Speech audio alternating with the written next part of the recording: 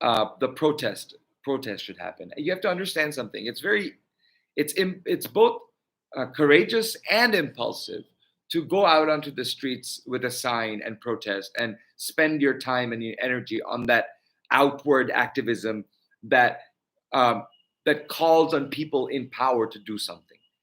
Uh, and then there's the other way of protesting. And I'm going to start with a story, and then I'm going to go to um,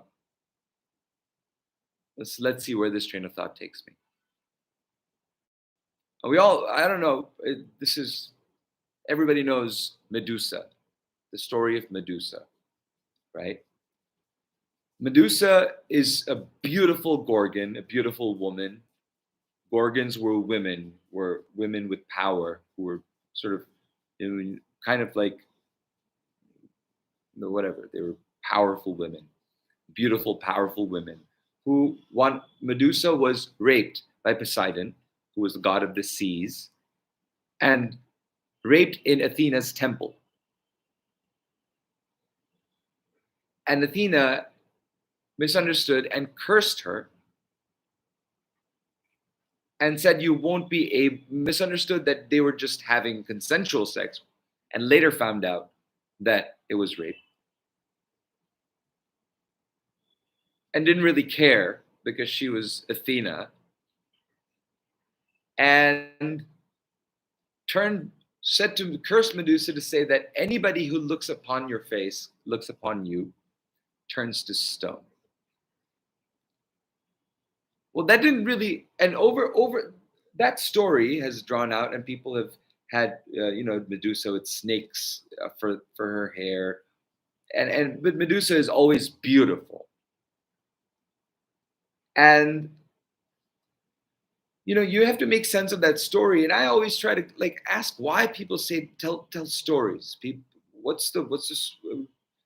So when I learned about Medusa's story, about the rape, about then this is the hierarchical admonition of Medusa, and then the curse that anybody that looks at you turns to stone. And looking from the vantage point of somebody who has been raped before, I'll talk about that in another episode.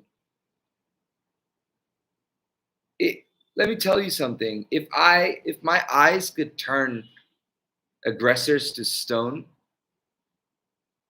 I would take it as a blessing, not a curse. And that is where I want to start with how to protest. You're like, how can you turn somebody to stone? You can't turn. Well, there are many ways to. We call them giving the cold shoulder. And we call it nonviolent non-cooperation. We call it, we're going to quietly mobilize armies of women and sexual minorities and marginalized people who see this to be a threat to our rights as individuals in this republic of the United States. We have to quietly educate ourselves. We have to quietly, and we don't need to go out onto the streets. In fact, the reason why I brought up this freezing them, turning them to stone, is by saying that become nonviolent. Stop cooperating. Stop disclosing and expressing what you think onto the streets. Go completely quiet. And then go inward. Find your group of friends. Find your group of people. Read the right books. Read the right cases. Start movements in your neighborhoods and your cities and your towns and your city councils, and get leaders and speakers, public speakers in your groups elected into council seats in droves. What they have done, they've done this for decades to get to where they are today, to erode individual rights to the point that they did with one fell swoop. And it's going to take us time to get back on our feet, but we will get back on our feet because the numbers are on our side. The overwhelming majority of Americans are liberals who support the right of a woman to decide whether or not to terminate her pregnancy. Overwhelming majority.